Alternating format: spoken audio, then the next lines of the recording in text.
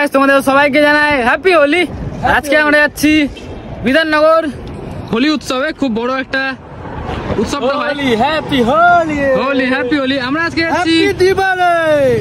আবে সালে আজকে আমরা যাই হোক গাইস, আজকে আমরা যাচ্ছি আমি, শুভঙ্কর, সৌরভ আর হচ্ছে গোপাল। গোপাল আজকে প্রথমবার। তো এখান থেকে আমাদের বিধাননগর ডিস্টেন্স হচ্ছে 27 থেকে 28 কিলোমিটার, যেখানে হোলি উৎসবটা হচ্ছে খুব বড় করে। ওখানে যাই আগে, তারপর ওখানে গিয়ে তোমাদের সাথে সবকিছু শেয়ার করছি। দেখা হচ্ছে সবাই।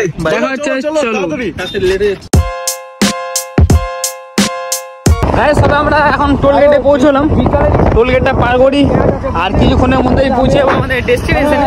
আর সৌরভরা আমাদের পিছনে আছে, ঠিক আছে, আসছে। জয় শ্রীরাম।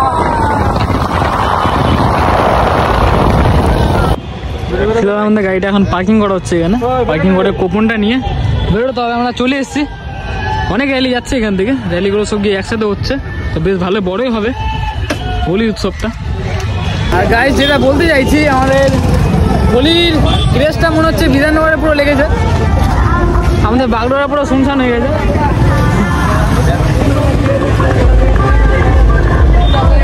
মাঠে তো পুরো ডিয়ে হচ্ছে, এখন এই ইন্টারটা করি, মাঠে গিয়ে আগে ঢুকি।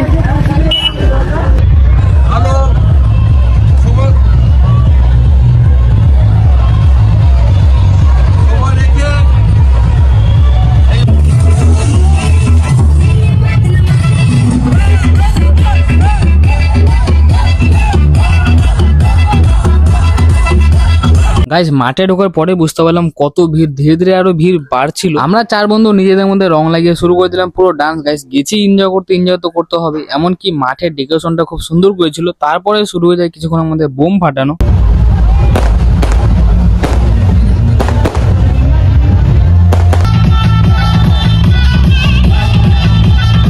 গাইস তোমরা কে কে গিয়েছিলে বিধাননগর হোলি উৎসবে, তো তোমরা অবশ্যই কমেন্টের মাধ্যমে জানিও।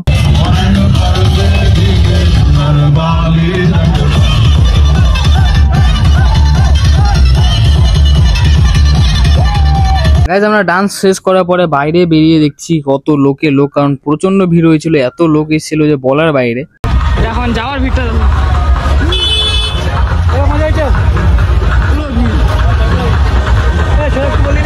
দেখো, ফ্লাইওভার থেকে এখানকার ভিউটা কিরকম লাগে।